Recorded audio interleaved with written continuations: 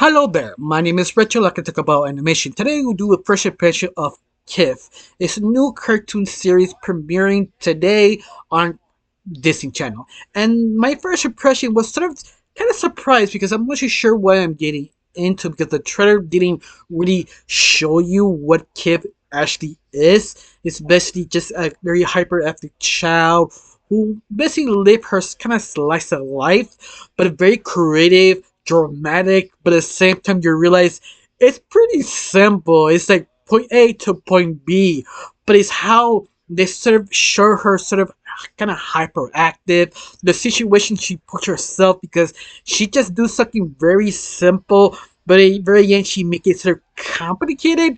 But once more, that's sort of the joke of the whole show. That kid is sort of doesn't have patience, doesn't think things through, but at the end she's not an idiot. She's actually very smart, but at the same time she makes things more difficult because she's not really thinking things through the very beginning.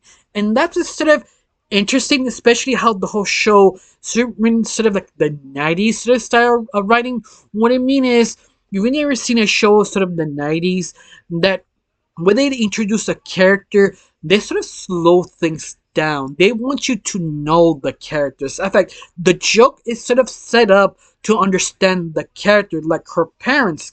Kip's parents are the first time you see the first episode, you think, oh, the dad is a moron and the mom is the wise one.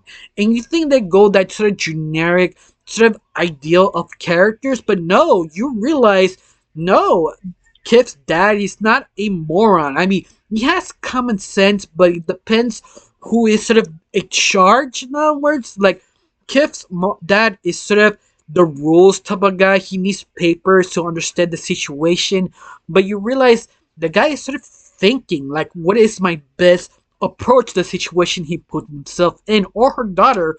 I think it's his daughter, but I don't know. But once again, it's sort of how he approaches it. And her mom is the same thing, that she's the calm, realistic, but at the same time kind of chaotic. Depends who is in charge of the episode, like who is the charge of this sort of kind of project. Yeah, I like that. I like they sort of switch gears depends on the parent, how they should react to it. But I love it. It's not just them. Kiv, her friends, her family, her whole school. Depends on what they do in that episode. Depends. You can see how the reaction, and that I sort of enjoy, especially the animation, because the animation is just so good. It's simplistic, but at the same time, you realize who made this animation. Why it's sort of smooth and the character design is just so well made. Maybe it's super simplistic shape. It's done a lot of work, a lot of thought into it. Especially who made the whole animation is Ted Mouse.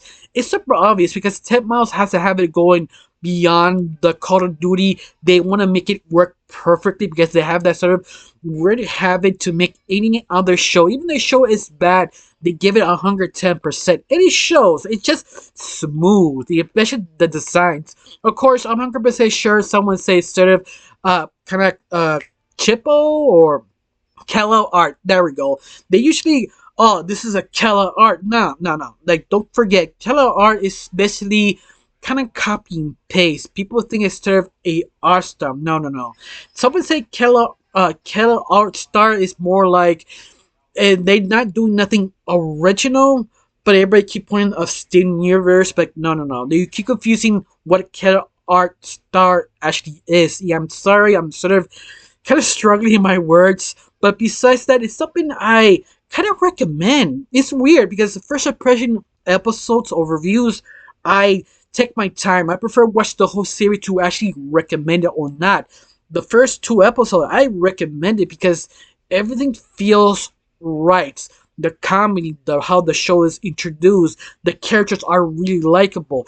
Especially how everything is set up because they have a formula of how something goes wrong is because the main lead set up to make it wrong because they was impatient, not had to fix the problem, but they add another there like whatever they messed up, the main character or the character that focuses on realize, oh yeah, I see what you're doing. Let me fix it. I understand what the situation, and attempt to fix it with Kiff. That's sort of the sort of formula they make, but at the same time, and sort of the patience, how they sort of set up and pull the jokes just works, especially the sort of type of 90s sort of writing, because they want you to know and care about the characters. They do, because this show is sort of very wholesome and like, it feels just right.